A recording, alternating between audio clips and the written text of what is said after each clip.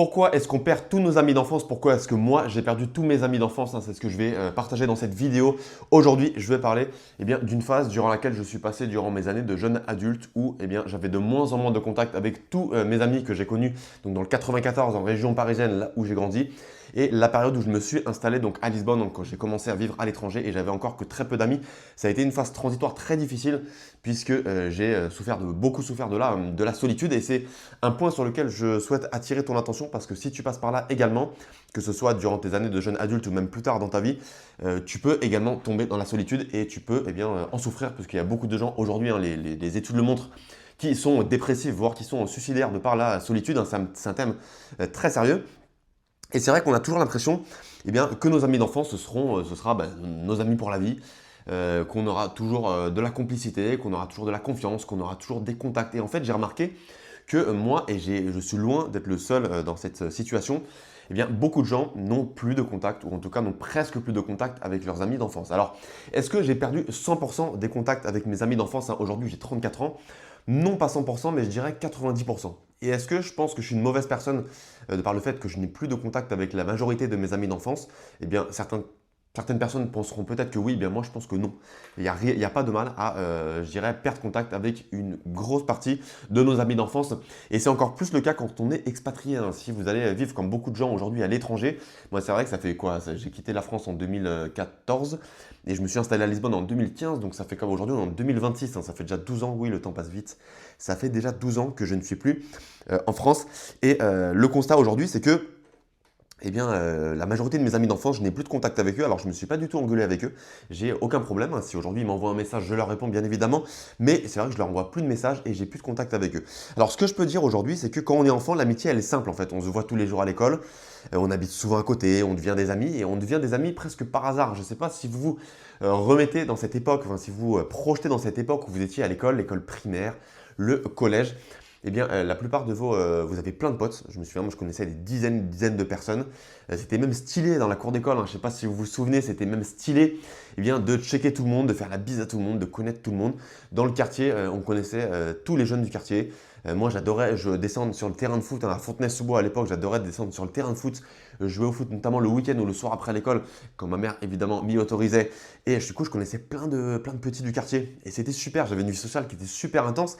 Et franchement, comment est-ce que j'aurais pu croire que des années plus tard, j'aurais souffert de la solitude, que vraiment j'étais tellement loin de l'âge adulte et je connaissais du coup plein de monde.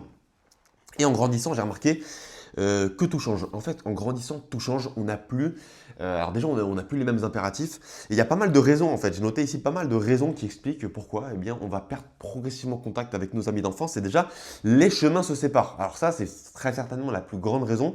Déjà, on fait des études différentes. Alors il y a des gens parfois qui arrêtent l'école à 16 ans et qui vont commencer à travailler. Il y a d'autres gens qui vont faire, moi c'est mon cas, qui vont faire une université, qui vont faire un master, qui vont étudier et qui vont travailler peut-être 10 ans plus tard. Moi, j'ai commencé à travailler 24 ans, donc vraiment bien plus tard quand j'étais majeur. Des villes différentes, des gens qui restent dans leur ville natale. Typiquement, il y a des gens qui sont restés à Fontenay-sous-Bois dans le 94, qui ont fait l'école, qui ont fait le collège, qui ont fait le lycée à Fontenay-sous-Bois et qui aujourd'hui travaillent pour la mairie de Fontenay-sous-Bois, des gens qui travaillent dans les supermarchés à Fontenay-sous-Bois, des gens qui travaillent même dans des entreprises à Val-de-Fontenay. Il y a pas mal d'entreprises dans le nord de Fontenay-sous-Bois pour ceux qui connaissent. Mais il n'y a pas que Fontenay-sous-Bois, bien évidemment, ça concerne toutes les villes du monde entier. Et il y a des gens qui vont s'expatrier, que ce soit dans une autre ville en France ou dans une autre ville dans le monde, puisqu'aujourd'hui c'est vrai que les frontières, notamment en Europe, je dirais, complètement ouvertes. Et donc, il y a plein de gens qui vont s'expatrier en Espagne, à Londres, à Lisbonne. Moi aujourd'hui, je suis à Lisbonne. Chacun prend sa route et je dirais, il n'y a pas de mal à ça. Alors, ça peut être assez triste de le dire comme ça, mais oui, chacun prend sa route et forcément, avec le temps, on ne peut plus maintenir le contact comme on le faisait à l'époque où on était tous dans la même ville, où on allait tous au même terrain de foot, où on allait tous passer la fin d'après-midi, où on allait tous dans la même cour d'école de par le fait qu'on était à l'école. Donc ça, c'est la première chose, les chemins de vie se séparent. Je dirais également que l'amitié n'est plus automatique. Quand on était petit, c'était tellement normal d'aller vers les autres, c'était tellement normal de se présenter aux amis d'amis, c'était tellement normal d'aller au terrain de foot et de connaître bien tous les petits du quartier. Alors je ne sais pas si c'est une belle expression, mais en tout cas tous les petits des terrains de foot, que ce soit dans la cour d'école ou sur les terrains de foot publics. Moi c'est vrai que j'étais un garçon donc j'adorais le foot, les filles elles étaient plutôt peut-être à jouer à la corde à sauter, peu importe, on avait tous nos façons de rencontrer des gens. Mais aujourd'hui quand on est adulte, eh bien c'est plus du tout la même chose. À l'époque on voyait tous nos amis tous les jours sans faire d'efforts. Eh bien aujourd'hui ce que je peux dire c'est que si je ne fais rien, il ne se passe rien quand on est adulte. On perd tellement cette habitude eh bien, de se présenter mutuellement, d'avoir des amis et de voir nos amis tous les jours. Ce que j'ai noté aussi, c'est que les priorités changent, hein. Moi, je vois aujourd'hui, il y a le travail, il y a les projets professionnels, il y a la priorité d'avoir des relations amoureuses, toutes ces choses-là. Évidemment, on ne les avait pas puisqu'on était, on était à la maison, c'était papa ou maman ou les deux qui payaient évidemment nos factures. À l'époque, on n'avait pas, ou en tout cas très peu de rencontres amoureuses. Et c'est vrai que ce qu'on favorisait quand on était jeune, j'ai remarqué, eh bien, c'était les amitiés, c'était se balader ensemble, c'était aller faire du sport ensemble, c'était aller manger. Moi, je me souviens qu'est-ce que je faisais à l'époque avec mes potes. J'allais manger au kebab, j'allais manger dans les restaurants chinois de Fontenay-sous-Bois. Et c'est vrai qu'on favorisait ces choses simples, ces choses simples qui étaient justement basées par l'amitié. Alors que quand on est adulte, eh bien, je trouve que l'amitié passe souvent après. Et je ne parle même pas des amitiés d'enfance.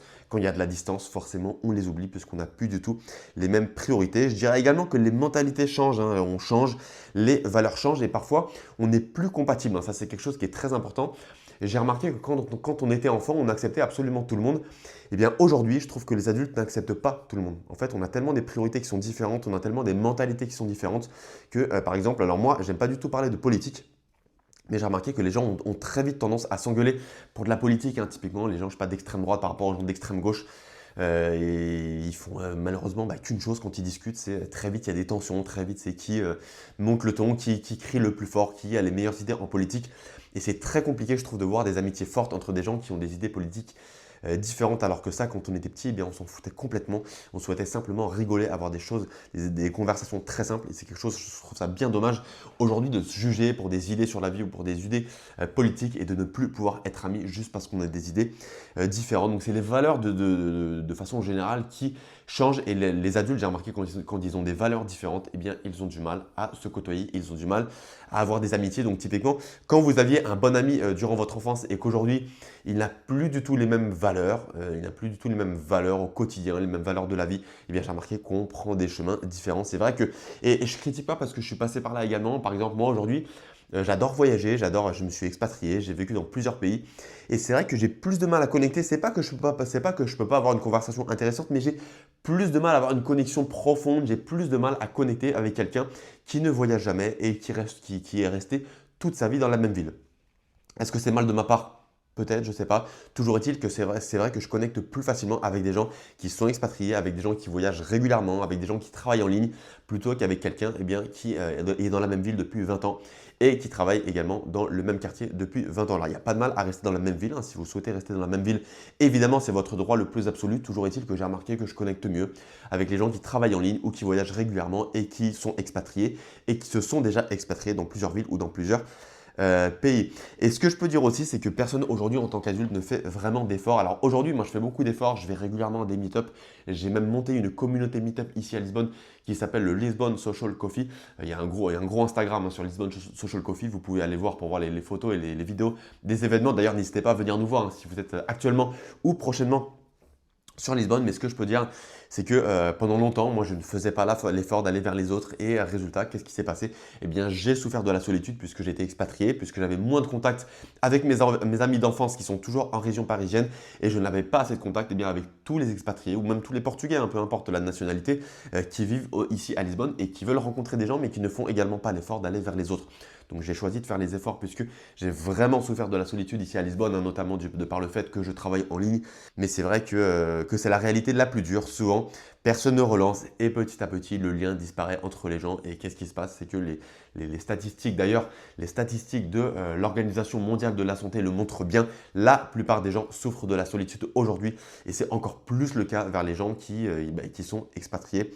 Donc la vérité, c'est que perdre ses amis d'enfance aujourd'hui, Pour moi, c'est pas forcément un échec, c'est juste la vie. C'est vrai que de par le temps passe, on rencontre de nouvelles personnes. En fait, le gros problème de perdre ses amis d'enfance, c'est si vous ne faites pas de nouvelles rencontres. En fait, si vous vous situez dans cette période durant laquelle vous allez perdre vos amis d'enfance, mais vous ne rencontrez pas de nouvelles personnes qui ont, bien, je dirais, les mêmes centres d'intérêt que vous ou qui sont dans la nouvelle ville dans laquelle vous habitez, ben là, forcément, plus d'amis d'enfance, plus de nouveaux amis, vous êtes seul et c'est le cas de la plupart des gens.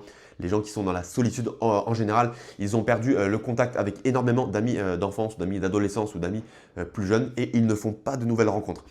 Pour moi, perdre ses amis d'enfance, ce n'est pas forcément dramatique si vous faites de nouvelles rencontres. Moi, aujourd'hui, c'est mon cas et je suis très heureux, je suis très épanoui socialement car j'ai de nouvelles connexions très profondes avec ces nouvelles personnes. Par contre, si effectivement vous ne faites pas l'effort d'aller vers les nouvelles personnes et que vous ne faites pas l'effort de maintenir le contact avec vos amis du passé, eh bien, vous allez vous retrouver seul et c'est là vous allez vous sentir seul puisque vous n'aurez plus d'amitié, vous n'aurez plus de connexion.